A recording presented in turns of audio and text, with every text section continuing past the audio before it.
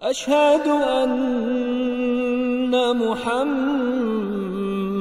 رسول الله.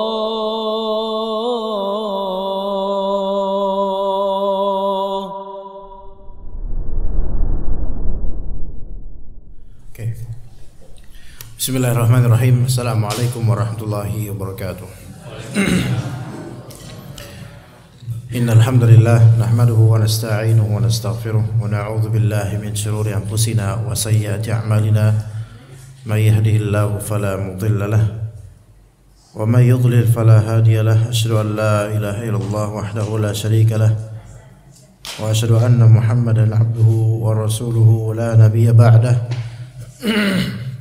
Qala Allah Ta'ala fi kitabihil karim, ya ayyuhalladzina amanu taqullaha haqqa tuqatih wa la tamutunna illa wa antum muslimun.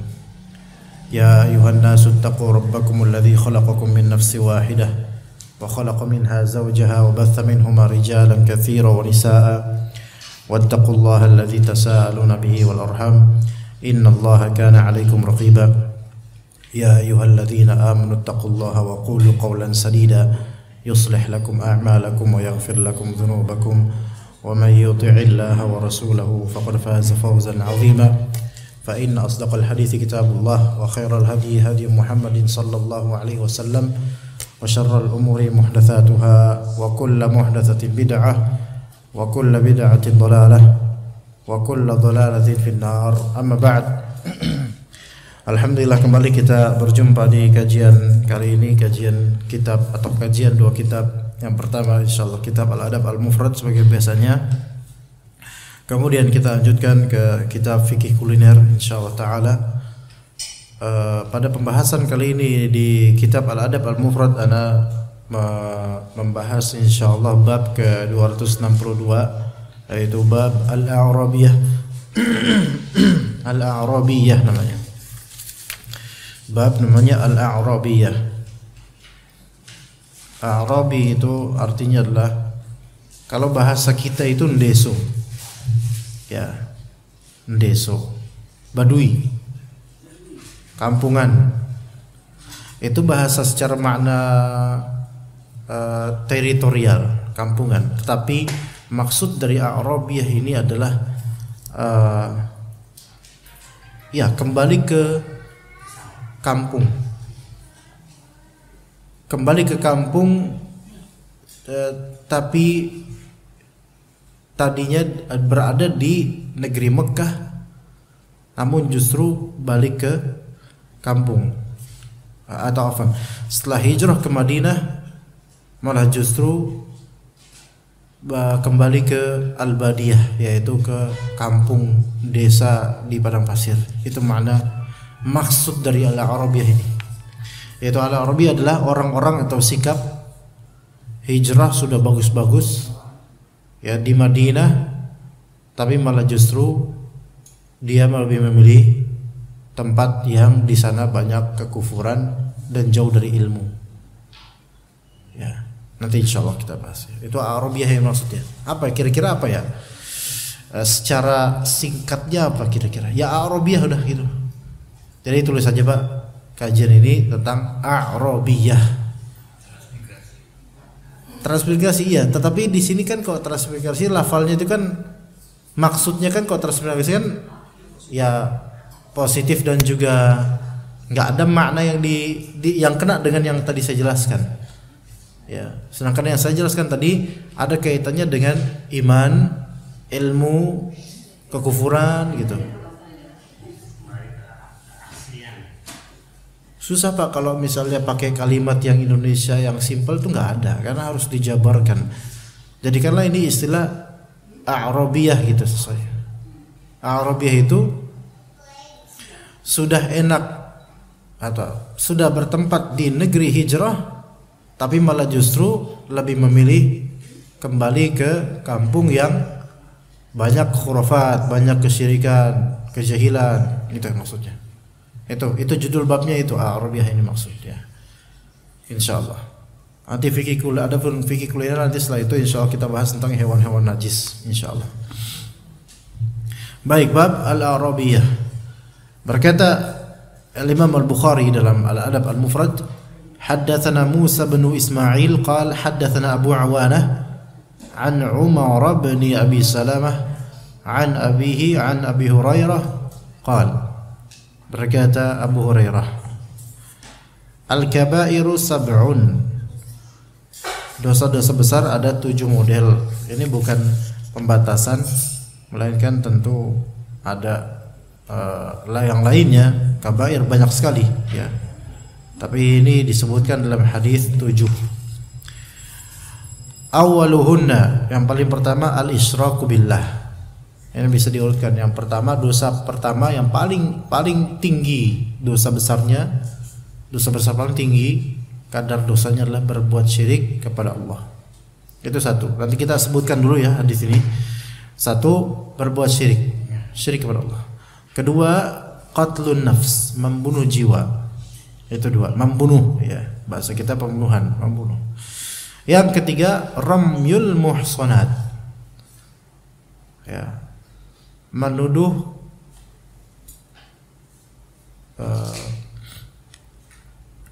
zina perempuan yang baik, atau menuduh perempuan yang baik dengan perzinahan. Nanti dijelaskan lagi insyaallah. Ya. Itu yang ketiga, menuduh perempuan yang baik dengan tuduhan perzinahan. Yang keempat tadi al-Arabiyah ba'da hijrah, kembali ke kampung yang penuh keburukan setelah hijrah. Kembali ke kampung yang penuh keburukan setelah hijrah. Ini faedahnya banyak ya para ummahat dan para bapak sekalian. Kembali ke kampung yang buruk, keburukan setelah hijrah. Itu keempat. Kelima, al-firar min az-zahf, yaitu berlari dari medan perang. Ya, kabur. Bukan berlari. Kalau berlari ya semua orang yang perang insyaallah lari ya. Tapi maksudnya lari sini kabur. Kabur dari medan perang. Medan perang dimaksud adalah medan perang beneran, bukan perang argumen di Facebook. Kalau gitu debat sebaiknya kita kabur memang, kan nyakitin hati ya. Jadi lari dari atau kabur dari medan perang. Yang keenam, aklu malil yatim, memakan harta anak yatim. Memakan harta anak yatim. Orang yang makan harta anak yatim memang nggak ada akhlak ya, nggak ada kebaikannya sama sekali ya. Makan harta anak yatim dan makan donasi ya, padahal itu untuk anak yatim atau orang miskin ya, itu nggak ada akhlaknya, nggak ada kebaik-baiknya orang itu. Yang ketujuh, memakan harta riba. Memakan harta riba. Oke? Jadi itu 7. Insyaallah akan dibahas satu persatu. Al-kabair itu apa? Al-kabair artinya jamak dari kabirah. Maknanya adalah dosa besar. Kabair namanya dosa besar atau dosa-dosa besar. Al-kabair sab'a, ada 7 dosa besar. Sementara ini bukan pembatasan, melainkan ini Rasulullah SAW menyebutkan sesuai aja dengan konteks kita, yaitu 7. Melainkan ada hadis-hadis lain dan juga ayat-ayat yang menunjukkan dosa-dosa besar selain 7 ini. Ya. Kemudian yang paling pertama dan paling tinggi kadarnya dosanya yaitu al-isyraku billah. Al-isyraku billah, yaitu berbuat syirik kepada Allah Subhanahu wa taala. Ini terbagi menjadi 2, yaitu syirik besar dan syirik kecil. Syirik besar dan syirik kecil. Ya. Syirik besar yaitu menyekutukan Allah yang berkonsekuensi mengeluarkan pelakunya dari Islam. Ya, menyekutukan Allah, bentuk menyekutukan Allah yang berkonsekuensi mengeluarkan pelakunya dari Islam. Itu syirik besar. Lebih mudahnya definisinya itulah. Ya, contohnya apa? Ya jelas, contohnya menyembah selain Allah itu jelas. Tapi kan menyembah selain Allah itu sebenarnya banyak ragamnya. Jelas kalau menyembah patung, sujud ke patung itu jelas. Tapi apakah sujud ke kuburan itu langsung syirik besar? Ini belum tentu. Sujud ke kuburan apakah langsung syirik besar? Belum tentu.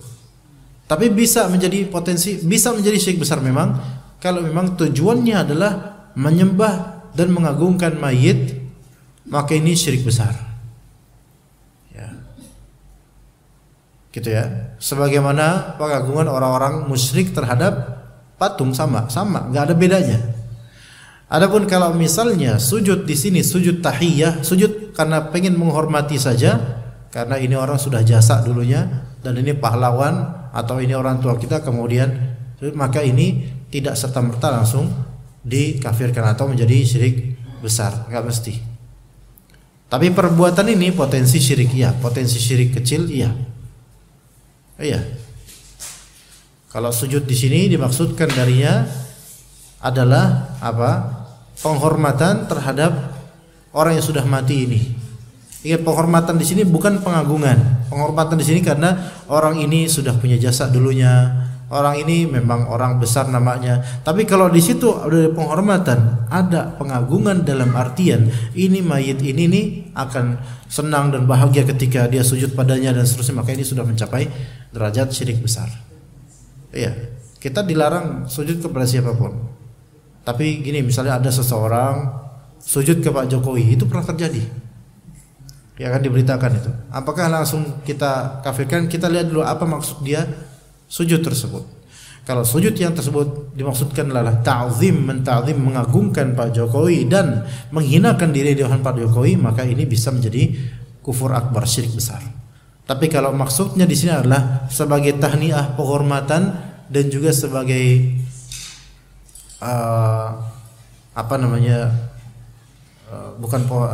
sebagai greetings Indonesia itu, sambutan, maka ini juga serupa dengan syirik, namun tidak sampai ke syirik besar. Tetapi bagaimanapun apapun bentuk sujud kepada selain Allah di zaman sekarang semua dilarang, haram, apapun itu.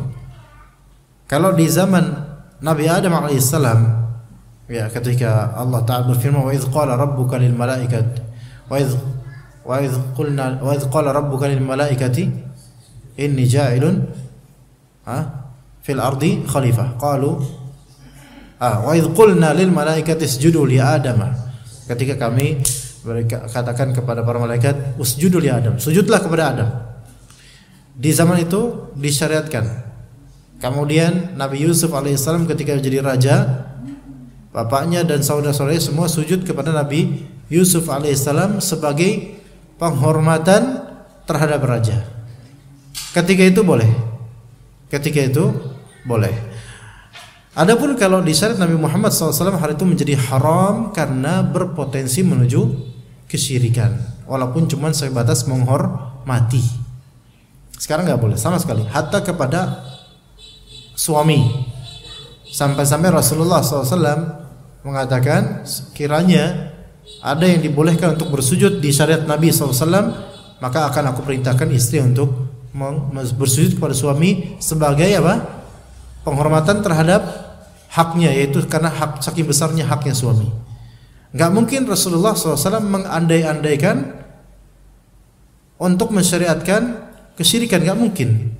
Maka kalau sujud itu hanya sebatas penghormatan, belum tentu menjadi kesyirikan, kecuali jika ada sisi pengagungan terhadap yang disujudkan kepadanya dan perendahan diri belaka kepadanya, maka ini menjadi syirik besar.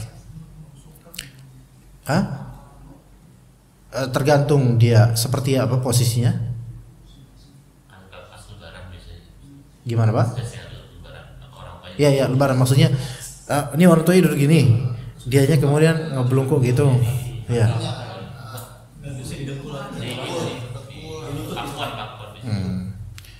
Yang afdal tentu meninggalkannya, gitu loh. Kita nggak bisa mengatakan bahwa saya itu masuk ke dalam kategori sujud, nggak, karena posenya bukan pose sujud. Karena sujud itu adalah, kata Nabi SAW, umirtu an asjuda bisab'i a'zum, atau kama qala Nabi SAW. Aku diperintahkan untuk sujud dengan 7 tulang. 1, 2, 3 lutut, 4, 5 kaki, 6, 7. Itu posisi sujud. Nah, kalau emang ada larangan dari Nabi SAW agar kita tidak boleh ngebelunggu sampai pose ruku'. Nah, sementara ketika ngebelunggu di sungkeman itu, apakah posenya ruku'? Bukannya jongkok ya? Bukan. Duduk, iya, jongkok gitu. Maksudnya jongkok. Nah, ya.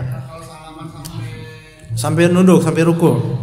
Nah, ini Syekh Ibrahim Ar-Ruhaili kemarin ditanya akan hal itu. Hafizallah, di daurah ditanya akan hal itu. Gimana hukumnya salaman sampai ngebungkuk gitu. Di sini dilihat, kalau tujuan dari ngebungkuk ini murni untuk menggapai tangan untuk diselami, maka ini tidak masalah. Faham ya di sini? Gimana? Tapi kalau misalnya di sini maksud dari ngebelungkuk itulah apa maksudnya ya? Bukan hanya untuk mencapai tangan saja, melainkan itu menjadi kelaziman. Makanya seperti ini nggak boleh. Itu masuk dalam larangan. Dibedakan jemaah. Kayak misalnya, saya lagi diri, bapak duduk, ya. Dan juga ada larangan untuk berdiri karena orang. Jadi ya harus duduk aja, udah nggak usah diri pak, nggak usah diri, biar saya datang, biar saya hampiri bapak, terus habis itu saya kan masih diri, salaman. Nah saya ingin menggapai tangan, akhirnya saya ngebelungkuk gini kan. Ini kan sesuatu yang sifatnya darurat untuk anggota tubuh saya gitu loh. Nggak mungkin saya angkat tangan bapak kemudian ke atas. Atau saya pengen mencium tangan bapak kemudian saya sampai ruku. Ini tidak masuk dalam larangan karena bukan rukuknya yang saya inginkan, tapi menggapai tangannya. Ini beda. Jadi orang tuh dilihat dari maksud melakukannya. Hanya saja tentu lebih afdol jika itu ada gambaran yang terlarang, tapi kita nggak bermaksud ke situ, lebih afdol jangan lakukan itu. Melainkan ya sama-sama aja saya duduk. Tapi kan nggak semua konteks bisa itu. Misal bapak-bapak di sini semua lebih tua dari saya, kemudian saya salamin satu-satu. Masa saya harus jongkok satu-satu semua? Pegel lah pak. Belum ngajar udah pegel duluan saya. Melainkan saya yang ngebelungkuk satu-satu gini ya pak, ya pak. Dan tidak etis juga kayak saya jalan kemudian saya tetap tegak gini, salaman tegak, kaku kayak gini, nggak mungkin juga, gitu kan? Iya, maka tujuannya memang untuk menggapai tangan. Kalau menggapai tangan nggak masalah, gitu, ya. Seperti itu. Nah, itu greetings pak. Maksudnya dia membungkuk. Nah, ini yang dimaksud. Kalau ini jelas. Kalau ini ngebungkuk, dia memang ngebungkuk karena pengen membungkuk. Karena ngebungkuknya itu yang menjadi ritualnya. Karena itulah tujuan dia, tuh ngebungkuk gitu. Ini terlarang, yang Rasulullah SAW larang. Gitu loh.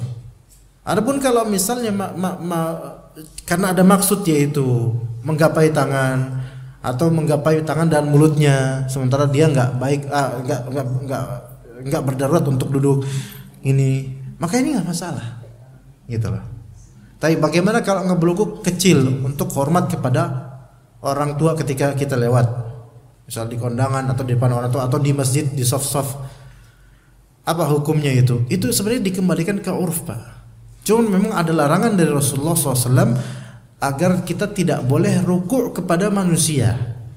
Nah di sini berarti ayo kita jamak, jangan sampai kita melanggar hadis Nabi SAW, tapi juga standar akhlak yang diterapkan dalam adat atau uruf Indonesia itu juga kalau bisa diterapkan tanpa pelanggaran.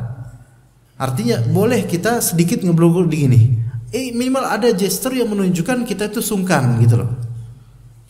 Kayak misalnya saya kayak gini. Ini kan kayak gini doang. Apakah sampai kepada derajat ruku'? Enggak, masih jauh. Seenggaknya ada gestur yang menunjukkan saya itu sungkan sama sampean. Nah itu nggak apa-apa, ya kan? Lebih bermadarat mana? Gini nggak masalah, tapi nggak kayak gini sama sekali. Lewat kayak orang Arab tuh. Kalau antum misalnya di Makkah Madinah kan, kita lagi duduk gitu berjejer di masjid, tiba-tiba kaki aja lewat bluk gitu kan. Dia nggak ada kayak gini lewat, gitu kan. Punggung orang dilewatin. Kita maklumin culture-nya beda. Atau kadang orang Afrika gitu. Culture-nya beda, kulturnya beda. Nah, tapi kalau sama Indonesia, ini yang duduk orang tua, yang lewat kakinya masih muda. Iya, kan nggak mungkin. Iya, kenapa nggak sekalian pala kita diginiin sekalian gitu kan? Iya. Tapi emang masalah sujud dan ngebungkuk itu menjadi wasilah menuju pengagungan yang berlebihan, maka tidak boleh. Ya, tidak boleh. Kemudian syirik yang kedua, syirik kecil. Syirik kecil ini minimal definisinya adalah perbuatan syirik yang tidak mengeluarkan pelakunya dari Islam. Itu minimal definisinya itu. Dengan beragam macamnya. Ya, dengan beragam macamnya. Yaitu seperti riya, sum'ah, bersumpah dengan selain nama Allah, kemudian mencari dunia dengan amalan akhirat secara murni, mencari dunia, itu termasuk syirik.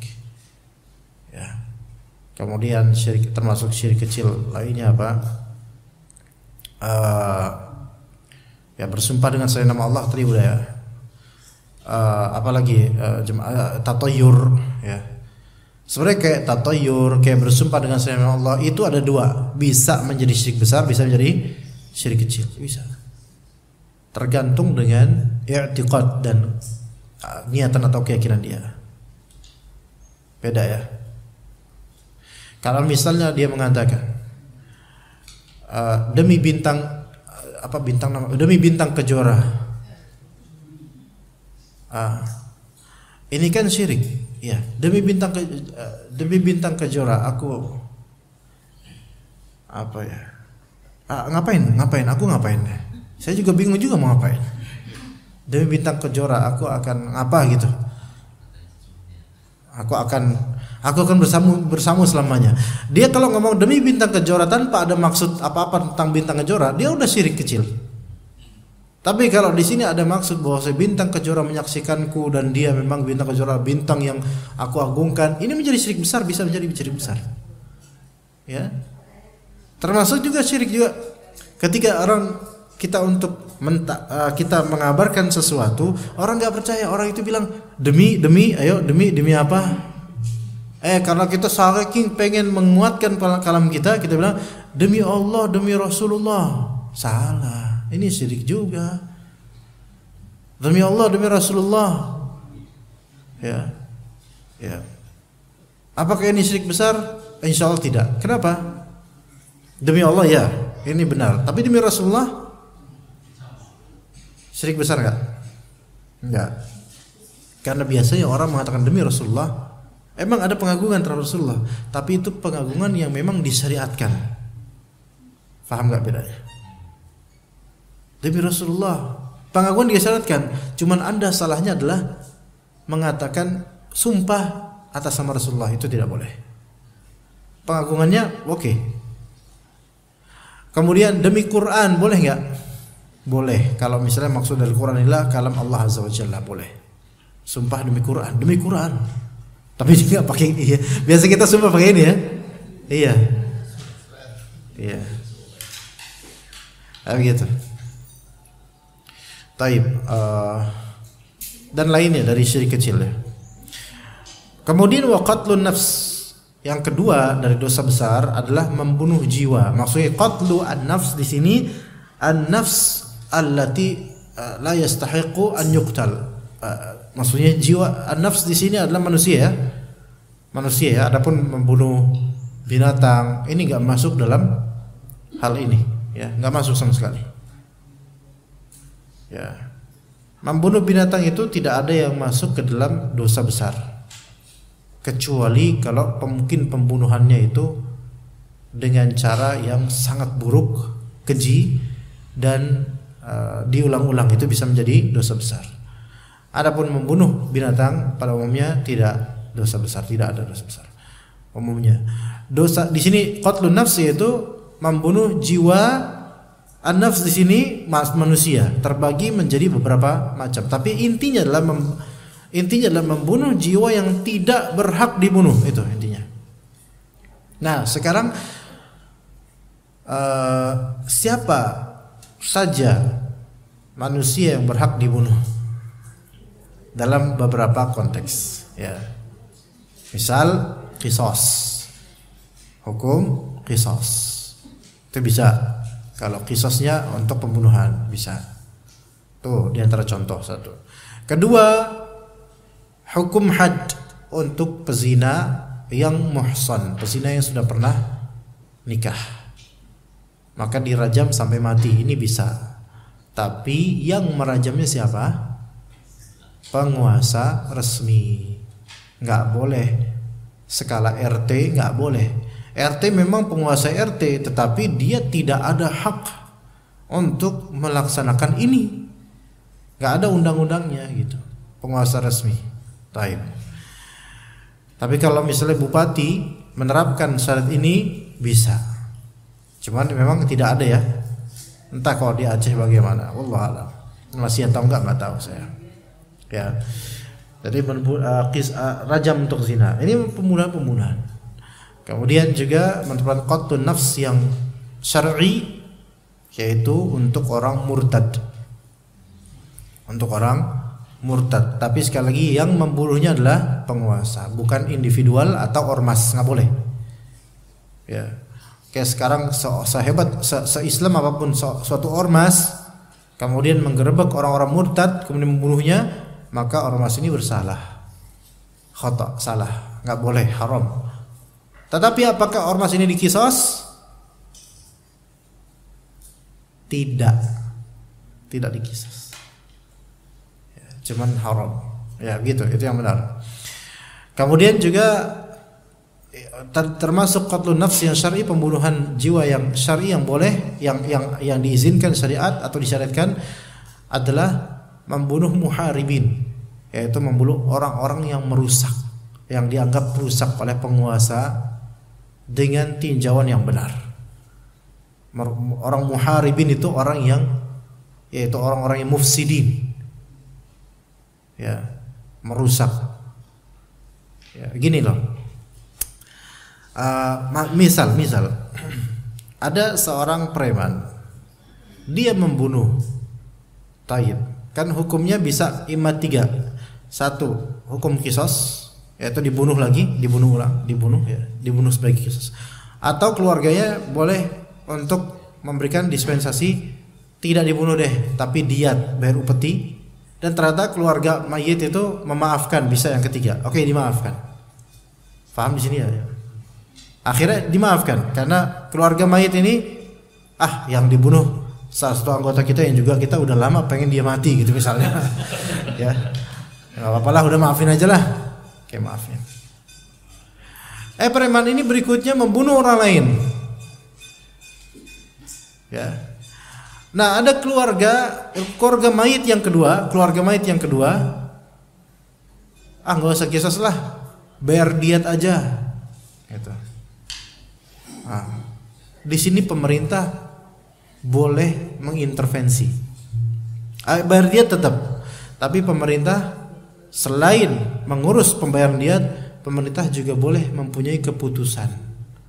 Apa keputusannya? Keputusan untuk membunuh si preman ini. Kenapa? Karena sudah mulai kelihatan dia ini bukan sebagai qatil saja, sebagai pembunuh saja, melainkan preman ini sudah dianggap sebagai mufsid fil ard, perusak di muka bumi. Karena potensi pembunuhan itu selalu ada pada dia. Jadi orang yang sudah membunuh berkali-kali dan selalu dimaafkan, itu kalau pemerintah diam, berarti pemerintahnya tidak mempunyai hikmah, enggak hakim, enggak bijak. Melainkan yang seperti ini berhak untuk dimatikan. Begitu. Ya seperti itu jemaah. Jadi itu qatlun nafs yang berhak, pembunuhan jiwa yang berhak. Di antaranya apa tadi? Hukum qisas. Kemudian apa lagi? Rajam karena zina, baik lagi perempuan. Kemudian apa lagi jemaah? Murtad.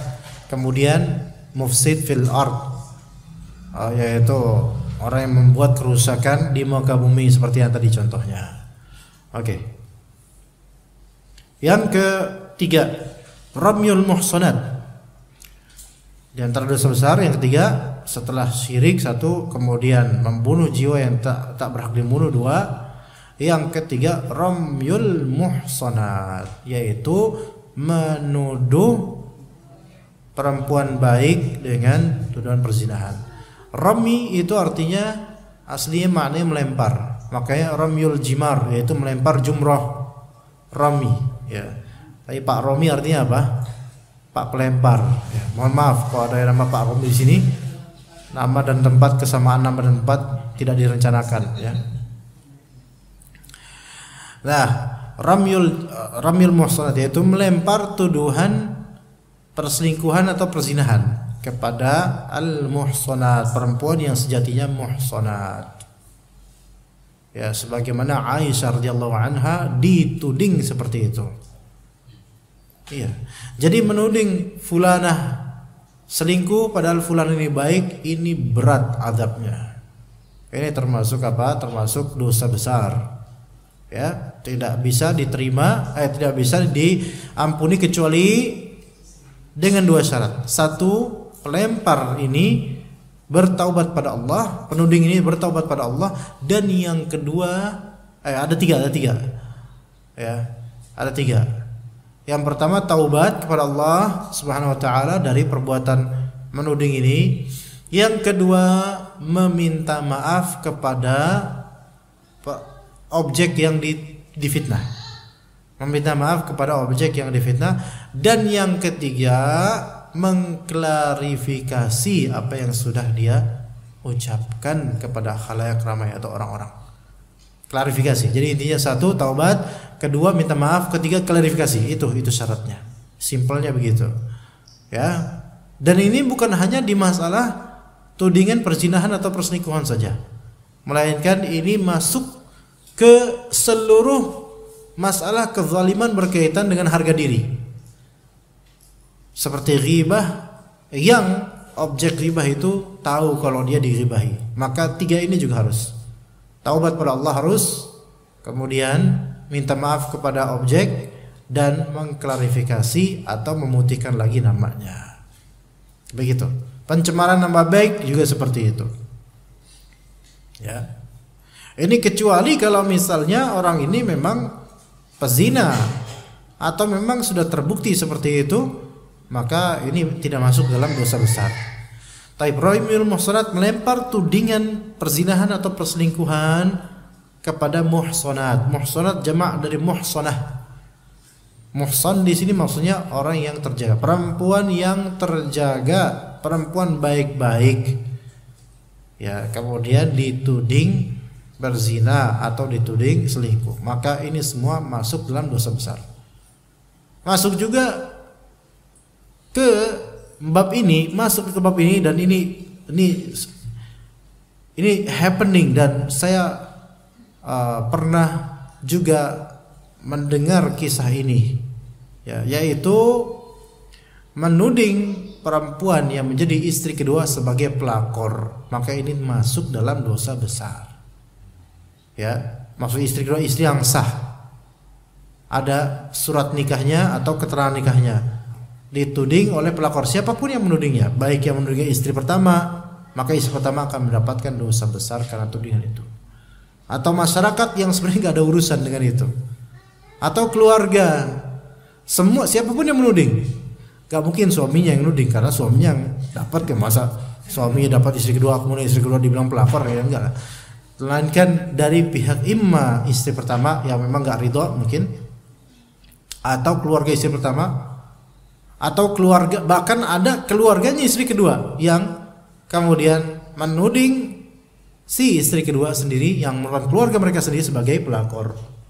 Pelakor kan kepanjangan dari perebut laki orang. Ini berarti di situ ada sisi perselingkuhan atau perzinahan. Jadi seperti ada keburukan yang dituduhkan oleh kepada orang-orang atau perempuan-perempuan yang menjadi istri kedua atau ketiga atau keempat secara resmi dan sah. Secara syar'inya sah. Maka mengatakan atau menyematkan tudingan kepada mereka sebagai pelakor ini merupakan tindakan yang keji, dan ini memperberat urusannya nanti di akhirat. Jadi hati-hati. Ya, emosi sih emosi, tapi jangan sampai kita melanggar di masalah ini. Ya, ini terjadi kok, ini banyak terjadi. Siapapun dia yang menciptakan istilah pelakor untuk yang seperti ini, maka dosa bertumpuk-tumpuk itu. Apalagi kalau kemudian isarahnya, yaitu tudingannya itu memantik emosi banyak dari masyarakat sehingga dipercaya oleh orang-orang, maka ini pertanggungjawabannya di akhirat kalau nggak taubat dan nggak mengklarifikasi, itu luar biasa beratnya. Ya, luar biasa beratnya. Ya, karena ini zalim yang luar biasa. Ya, begitu. Dan ini mindset ini ada di sebagian dari kaum muslimat ya di tanah air ini. Begitu. Distigmakan bahwasanya laki-laki yang berpoligami itu hanya memburu nafsu saja. Itu pertama. Dan adapun untuk yang jadi istri kedua distigmakan sebagai pelakor. Lihat bagaimana syaitan itu berhasil merasuki pikiran-pikiran sebagian dari orang tanpa disadari oleh mereka. Dan itu keji sekali jemaah sekalian. Kemudian yang keempat, wal a'rabiyatu ba'dal hijrah. Kembali deso setelah hijrah. Apa maksudnya? Yaitu habis hijrah ke Madinah kan udah enak gitu loh. Dibantu oleh kalangan Ansar, tapi ini kok malas di Madinah, kembali ke kampung Badui yang mana jauh dari ilmu, jauh dari syariat. Tidak bersyukur sama sekali. Ini termasuk dosa besar. Dan sebenarnya yang ini nih kayak gini, kiasannya banyak sekali. Dikiaskan banyak sekali dan ini. Ya, banyak kiasannya. Ya. Misal itu sudah enak tinggal di daerah yang di situ banyak kajian.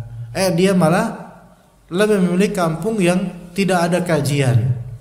Karena memang udah malas ngaji lah. Nah, ini berarti kufur nikmat. Kecuali kalau ada darurat seperti ke kampung karena pengen merawat orang tua, atau memang ada hal lain ya, dinas misalnya, atau hal lain pekerjaan. Ini maklum. Tetapi kalau emang dia karena udah enggan dengan pengajian, enggan dengan Islam, enggan dengan belajar agama, maka ini termasuk dosa besar karena kufur nikmat. Ya, kufur nikmat. Termasuk juga yang sudah ngaji di manhaj salaf, malah justru taubat dari manhaj salaf menuju manhaj kuburiyun, pemuja kuburan. Iya, ini kebalik ini orangnya. Iya. Dan lain-lain. Ya, pokoknya kufur nikmat tentang ilmu dan tentang kemudahan Islam itu. Ya, udah enak tinggal di Indonesia, malah justru lebih senang ke negeri orang-orang kafir. Ya, lebih senang ke negeri orang-orang kafir. Sampai para ulama juga membahas kok itu. Apa hukum kita pergi ke negeri orang kafir? Karena itu kan ada rincinya. Enggak semua orang pergi ke negeri orang kafir sama kasusnya. Ada karena pekerjaan, ada karena ingin belajar, ada karena ingin tamasya, ada ya karena perjodohan, dan hal banyak modelnya beda-beda. Tetapi kalau untuk liburan, maka hukum asalnya adalah haram. Pergi ke negeri orang kafir. Negeri yang saya maksud ini bisa negeri yang resmi atau negeri yang dimaksud adalah daerah. Balad yang dimaksud balad kan ada maknanya, country itu kan maknanya bisa negara seperti Indonesia, Malaysia. Bisa juga country itu namanya artinya adalah desa atau daerah, teritori. Maka kalau misalnya kita sengaja pergi ke teritori yang di sana banyak kekufuran dengan alasan tamasya atau jalan-jalan belaka, maka bisa menjadi haram. Contohnya pergi ke wisata-wisata yang di situ wisata yang jelas-jelas itu tempat peribadatan agama selain Islam. Seperti candi-candi kemudian berfoto, itu haram semuanya. Itu adalah perbuatan haram dan seolah ada menunjukkan ridho terhadap kesyirikan ini, dan itu nggak boleh. Bagi yang di sini pernah melakukan hal itu, maka saya ajak mari kita sama-sama taubat kepada Allah Azza wa Jalla. Jangan sampai sikap kita itu ketika kita awam mungkin nggak ngerti dulu, itu mencerminkan soal kita itu nggak masalah dengan yang seperti ini, dengan kesyirikan seperti ini. Bahaya ya. Jadi ke teritori seperti itu haram. Atau misalnya ke daerah pantai yang di sana kita tahu semuanya menyingkap aurat, maka itu juga haram. Ini juga haram. Ya. Enggak boleh, karena apa? Karena ini menjerumuskan diri kita sebenarnya. Ya, apa enggak ada tempat wisata lain? Ragunan mulu Sat, malas Ragunan.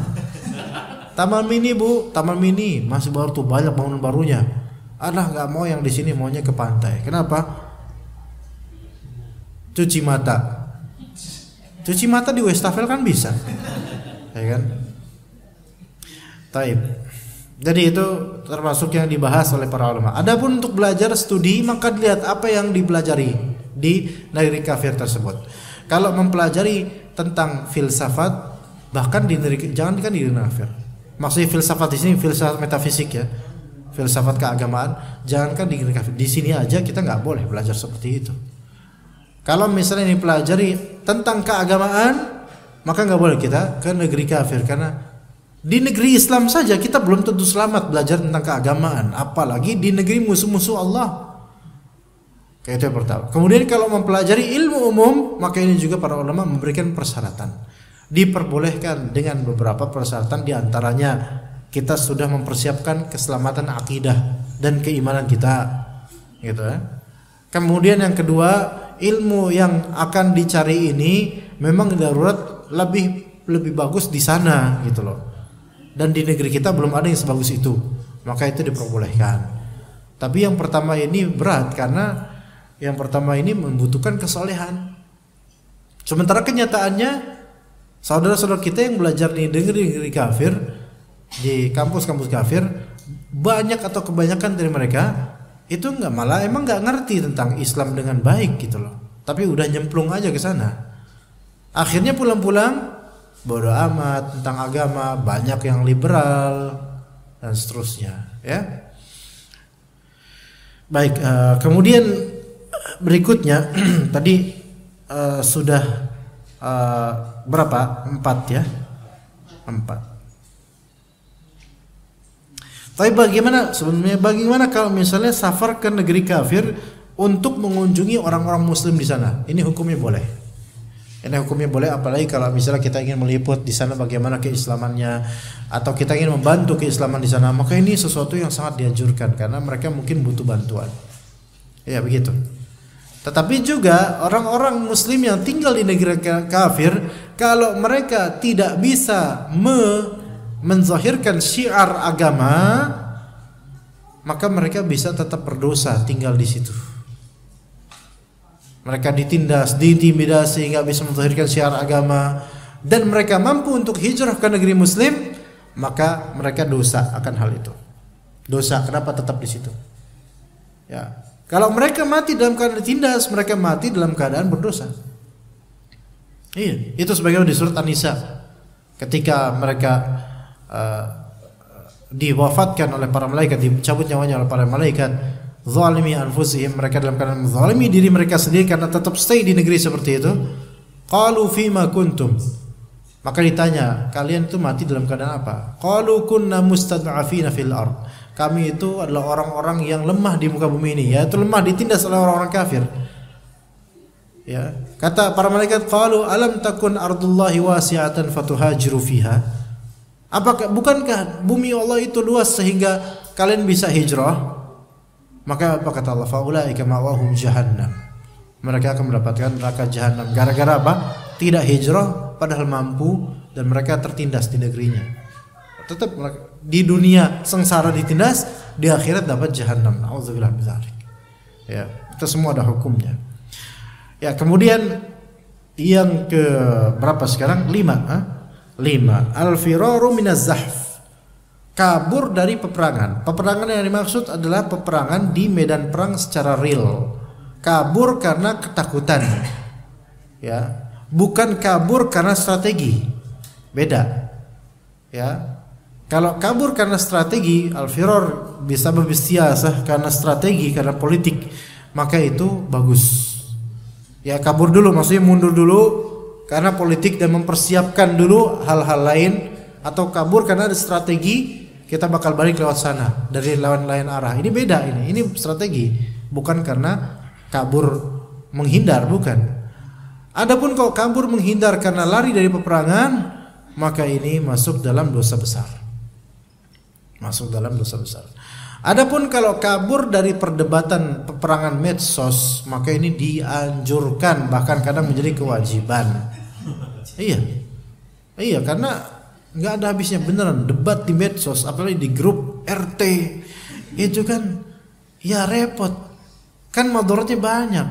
Kalau misalnya debat di grup pengajian yang jaraknya jauh-jauh lah antar ikhwan, antar member, itu mungkin ya debat marah-marahan, tapi ya mau gimana lagi kan jauh orangnya. Tapi kalau CRT, ayo kalau CRT gimana? Ntar besok kalau pas lewat mau ke masjid ketemu, wah nih si setan yang kemarin debatin gua nih. Iya. Pak, gak usah nyapa-nyapa lah, gitu kata dia. Gak usah cuci lo, gitu. Ngamuk lagi, ngomel lagi, debat tetangga sendiri. Ya, maka menjadi kewajiban untuk meninggalkannya. Walaupun kita dalam kondisi benar, karena ini debat yang seperti ini itu pasti miro bentuknya, miro, yaitu debat kusir. Yang mana di situ tidak ada keikhlasan, pengen menang di atas lawannya. Iya, dan kadang-kadang dua-duanya gak ada yang benar gitu loh. Gak ada yang benar. Ya, kalaupun benar dalam konteks ini yang benar juga mesti ngalah dah. Ngalah bukan karena dia nggak benar, bukan, ngalah karena ini supaya tidak terjadi mudarat yang lebih besar. Ya. Kata Nabi SAW, ana za'imun bi baitin min rabadil jannah liman tarakal mira'a walau kana muhiqqa. Aku menjadi penjamin untuk orang, penjamin suatu rumah di tepian surga bagi orang yang meninggalkan debat kusir walaupun dia dalam konteks yang benar. Walaupun benar dia. Ya.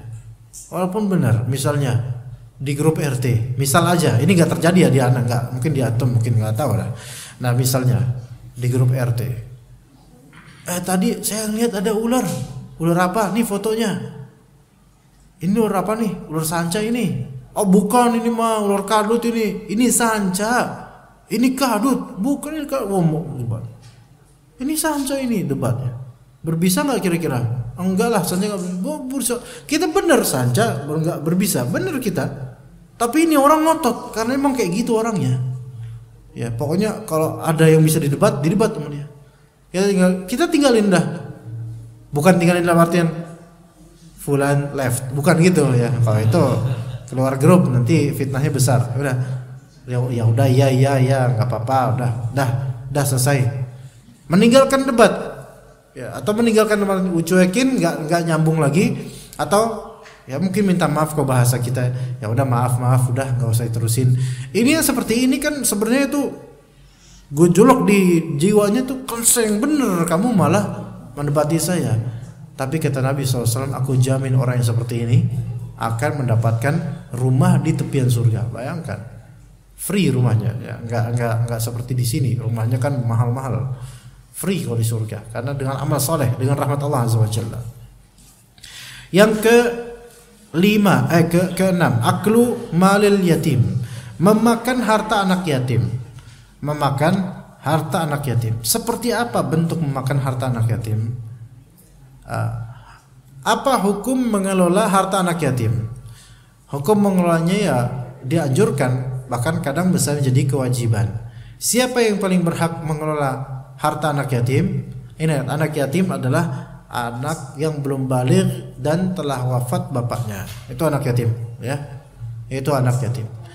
Nah, kalau misalnya anak yatim ini dapat warisan yang besar, siapa yang terbaik siapa yang lebih baik diserahkan pengelolaan terhadapnya? Yaitu yang lebih afdal tentu siapa? Ibunya. Karena ibunya itu ya namanya anak sendiri gitu kan, ibunya lebih afdol. Tapi tetap harta tersebut harta anak yatim, artinya ibunya ini mengelola harta anaknya, bukan men-spending harta anaknya untuk kebutuhan pribadinya, kebutuhan luxury-nya, bukan. Tapi kalau ibu ini tidak punya pekerjaan dan miskin, maka dia boleh mengambil dari harta anak yatim sesuai dengan yang ma'ruf lokalnya kita gimana. mencukupinya dia ibunya itu. Tapi untuk kebutuhan sekunder dan primer tidak dari harta anak yatim tersebut. Iya, misalnya ibunya ngelola harta anak yatim, kemudian ibunya beli gelang emas, beli cincin, beli ini. Lah ini malah dipakai buat pribadi. Ya, buat anaknya citos ya, tarung. Ya, yang kecil-kecil. Enggak. Justru yang lebih afdol adalah harta anak yatim itu diinvestasikan sebagiannya. Iya, diinvestasikan. Ya, baik investasi properti gitu kan. Investasi yang halal lah, yang mubah, yang bisa berkembang duitnya insyaallah. Diinvestasikan. Iya, begitu. Ya. Jadi jangan dihabiskan. Memakan harta anak yatim tanpa hak, maka ini termasuk dosa besar. Ajaibnya sebagian dari orang itu, mereka itu suka memangku amanah jika di situ ada duit. Berarti apa yang kamu kan cari? Ya. Siapa yang mau jadi ketua DKM? Karena ini masjidnya masjid kecil, pada enggan, aduh berat, kata mereka tanggung jawabnya berat di akhirat. Karena masjidnya kecil. Gila masjid gede, ayo voting pemain ketua DKM. Saya daftar. Banyak. Karena apa? Banyak itu duitnya. Kan ini happening di negeri kita. Ada anak yatim pada rebutan untuk mengelola hartanya dari keluarganya, pada rebutan. Itu terjadi. Lihat orang-orang itu nggak mikir ya. Kalau misalnya duit itu bukan milik kita, melainkan duit titipan, itu bebannya lebih berat daripada untungnya. Saya mindset orang malah sebaliknya. Selama itu bukan harta gue, untungnya lebih banyak buat gue harusnya daripada bebannya. Nauzubillah min dzalik. Pengumpul donasi misalnya. Banyak pengumpul donasi yang gak bertakwa pada Allah. Mereka semakin banyak donasi datang ke mereka untuk disalurkan, itu semakin bahagia mereka, bukan karena apa-apanya. Alhamdulillah nih banyak nih duitnya, persenannya banyak. Ini kan buruk, berarti dari awal dia gak pengen ngebantu, bukan pengen ngebantu. Ya, ini ya diperhatikan ya, masalah-masalah. Aklur riba yang ketujuh, memakan harta riba. Ini yang ketujuh. Apa makna memakan harta riba? Memakan harta riba adalah al-intifa'u bihi, yaitu mengambil manfaat dengan riba tersebut. Mengambil manfaat dengan riba tersebut. Maka ini masuk ke dalam aklur riba. Maka dikatakan oleh sebagian ulama, dan ini yang Allah alam ana lebih condong kepadanya, menabung di bank konvensional apakah termasuk aklur riba yang diancam sampai sebegitunya, atau dia tetap dosa namun tidak disamakan dengan pemakan riba? Ini perbedaan pendapat di antara ulama. Bisa dipahami enggak jemaah? Kita punya akun rekening, bahasa kita tabungan di bank konvensional. Ya, yang mana di situ ada giro bunganya per bulan gitu loh. Emang enggak begitu besar lah. Ya, karena tabungan kita juga paling seberapa ya. Anggaplah giro bunga per bulan menghasilkan misal bulan ini 10 misalnya 50.000, nanti bulan depan itu besar loh, itu berarti nominal tabungannya itu ya 25.000 dan oke, ini kan ada nih giro-giro bunganya, ada interestnya di tiap bulan. Haram gak itu? Jelas haram. Baik, apakah pihak yang nitip duit di bank ini atau tabung di bank ini dia masuk ke dalam kategori memakan harta riba, atau dia hanya masuk dosa riba pada umumnya, dosa transaksi haram pada umumnya? Apakah nanti dia juga mendapat ancaman ya takhabbatuhu kama alladzina yakuluna riba la yaqumuna illa kama yaqumul ladzi yatakhabbatu syaitan minal mas. Orang yang yakuluna riba, orang yang makan harta riba, maka mereka akan dibangkitkan nanti di hari akhir seperti kesurupan. Maka wallahu a'lam, ana lebih condong ke pendapat yang menyatakan bahwasanya itu tidak termasuk makan. Selama dia bunganya itu dibuang, tidak termasuk makan. Bagaimana cara membuangnya? Ya, per bulan dia sisihkan uang tersebut, yang bagian riba, bagian bunganya itu dikasih ke fakir miskin atau pembangunan fasum. Tapi kalau misalnya cuman 25.000, pembangunan fasum apa? Ya kan? Fasum apa yang dibangun? Fasum undur-undur, ya kan? Ya kasih ke fakir miskin. Ini buat kamu duit riba, gitu. Kira-kira mau nggak tuh fakir miskin? Gak mau. Kalau nggak mau, saya nggak mau dulu. Udah miskin sombong lagi loh, gitu. Ya jangan ngomong gitu. Kita tidak disyaratkan dalam memberi harta buangan ke fakir miskin, tidak disyaratkan menyebutkan sebab uang itu, nggak disyaratkan. Kasih aja, tapi jangan kita ngomong ini sedekah dari saya, karena ini bukan sedekah. Ya, ini buat kamu, udah gitu aja. Ya, jadi begitu. Allah alam, insyaallah itu tidak termasuk memakan. Tetapi dosanya, ya asalnya dosanya dapat kecuali darurat. Ya, semoga Allah maafkan kita semua, karena kita semua ini sepertinya punya rekening riba, rekening bank-bank ribawi. Apalagi pedagang ya, kantoran apalagi, yang mana perusahaan tidak mau mentransfer kecuali ke bank tertentu. Ya, ini tentu yang seperti darurat. Semoga Allah maafkan. Baik, begitu insyaallah untuk al-adab al-mufrad. Ada pertanyaan dari Bapak-bapak mungkin berkaitan dengan tema ini insyaallah? Jam 10 lewat, insyaallah. Tidak ada, berarti kita lanjut ke kajian fikih kuliner insyaallah taala. Sallallahu ala nabiyina Muhammad wa ala alihi washabbihi ajma'in.